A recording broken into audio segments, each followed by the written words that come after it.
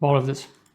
Այսօր կխոսենք նրա մասին, թե ինչպես կառուցել առողջ սովորություններ։ Մարդը ինքնին սովորությունների էակ է եւ կրկնողական գործողությունները թե ֆիզիկական եւ թե մտավոր իր առօրյայի շատ մեծ մասն է զբաղեցնում։ Սակայն խնդիրը սովորությունների կայման նրան, որ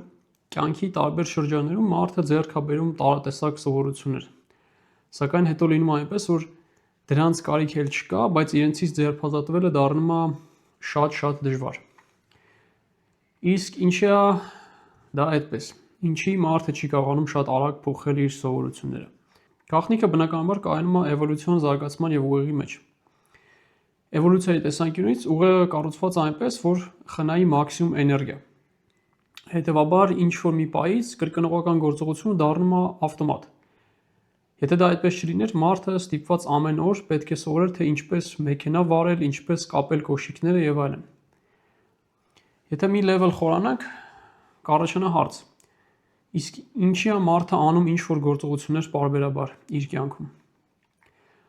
Այստեղ կա երկու պատճառ. կամ մարդը խուսափում է բացասական էմոցիաներից, կամ մարդը գնում է դեպի դրական էմոցիաներ։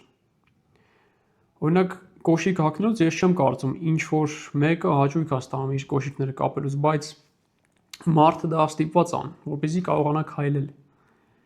Այսինքն ցանկացած գործողության ետևում ընկած է ինչ որ պարգևատրման մեխանիզմ, reward system, որի շնորհիվ մարդը անում է ինչ որ պարբերական գործողություններ։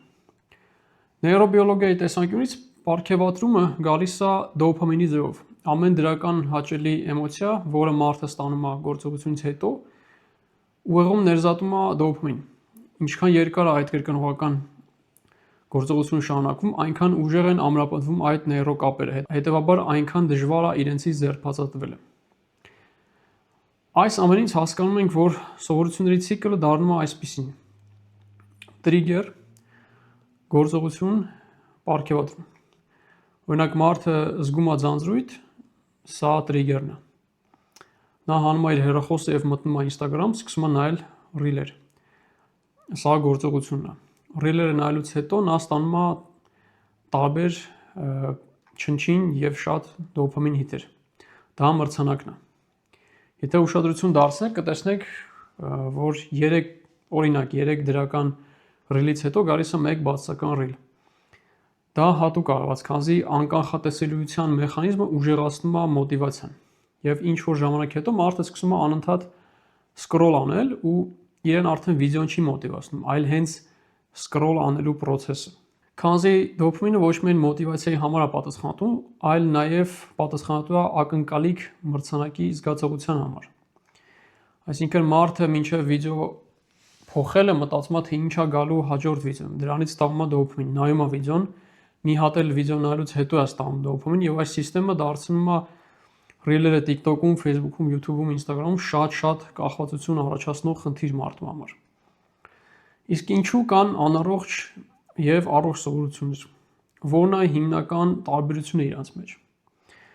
Պետք է հասկանալ մի կարևոր բան, որ ուղեղը ունի ցավի եւ հաճույքի բալանս։ Այսինքն ինչքան շատ է այն խախտվում ինչ որ մի կողմ, այնքան ծանր են հետևանքները։ Օրինակ ջիմը, սպորտը, տարբեր տեսակի սպորտեր համարվում են առողջ սովորություններ, որովհետեւ մինչև մրցանակ ստանալը մարդը անցնում է ցավի միջով, այսինքն ինքը 40 րոպե պարապում է եւ վերջում ստանում է իր դոփամինը եւ էնդորֆինը եւ իրան զգում է բավարարված եւ երջանիկ, բայց մյուս դեպքում, երբ որ մարդը անընդհատ վիդեո խաղեր է խաղում կամ ռիլեր նայում, նա սովորաբար ոչ մի դժվար գործողություն չի անցնում ցավի միջով, կոպիտ ասած։ Պարզապես ստանում է հաճույք։ Հետևաբար ուղեղը, որպեսզի ամեն ինչ բերի բալանսի, իջացնում է մարդու զգայողունակությունը դեպի հաճույքը։ Հետևաբար առօրյա կյանքում ամեն ինչ դառնում է տհաճ, որովհետև գոյություն ունի այսպիսի մի բան, որը կոչվում է հոմեոստազ։ Այսինքն, երբ որ օրգանիզմում ինչ-որ մի բան շատանում է, խախտում է ինչ-որ մի կողմ,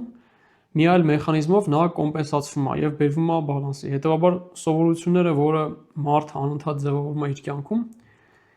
իրանք պետք է լինեն մաքսիմում բնական։ Ցանկացած հավելյալ անբնական խթանիչ, օրինակ համակարգչային խաղերը, սոցիալական մեդիան, թմրանյութերը բերում են եւ վերջում մեծ քանակի խախտումների, որից հետո բնականաբար հետևելու է ուժեղ անկում, հիմնականում դոփամինի խախտումների եւ գալիս է դոփամինի անկումը, դոփամին crash ասված։ Այսինքն մարդը իր զգայողունակությունը կորցնելու է առօրյա սովորական հաճույքների հանդեպ։ Իսկ ինչպես փոխել վատ սովորությունները։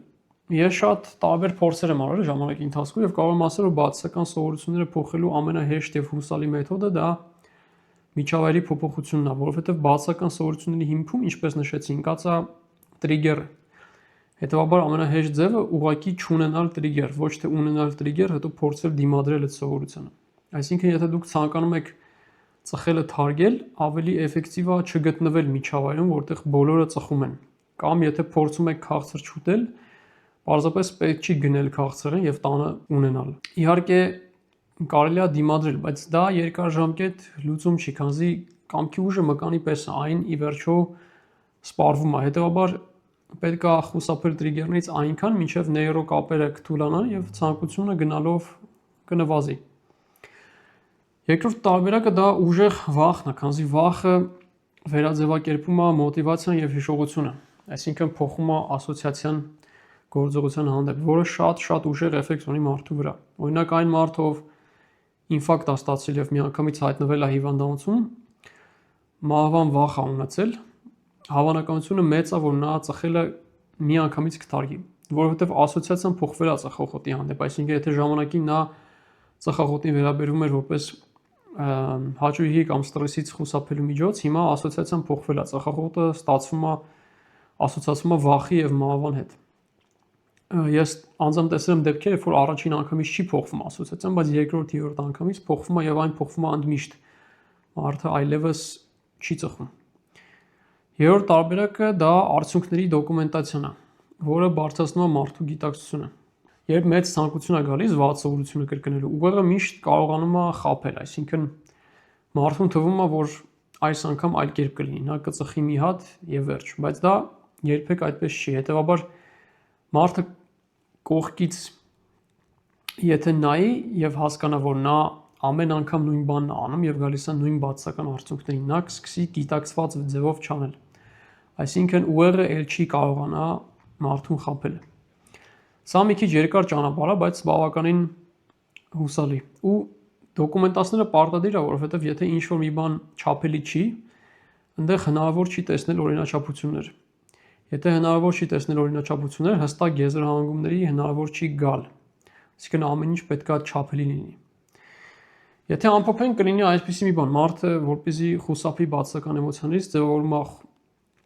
փախուստի մեխանիզմներ, հիմնվելով հիմնականում ոչ առողջ սովորությունների վրա։ Ժամանակի ընթացքում այդ սովորությունները ամրապնդվում են եւ ավելի ավտոմատ են դառնում։ Հետևաբար, երբ որ դուք հաջորդ անգամ մտածեք ձեր բացասական սովորությունների մասին եւ ուզենաք փոխել այն, պետքա ոչ թե հենց սովորությունների վրա կենտրոնանալ, այլ հասկանալ, թե խորքում ինչ բացասական էմոցիաներ կան եւ դրա հետևում ինչ է անգած, որը բերում է տրիգերների եւ փորձել փոխել այդ բացասական էմոցիաները, ոչ թե փորձել փոխել սովորությունները, որովհետեւ եթե դուք տրիգերները հանեք, կտեսնեք, որ ավտոմատ կերպով սովորությունները գնալով կթուլանան եւ ի վերջո կկորեն։ Ինչեւ այսօր այսքանը, շնորհակալություն, կհանդիպենք հաջորդ տեսանյութի ընթացքում։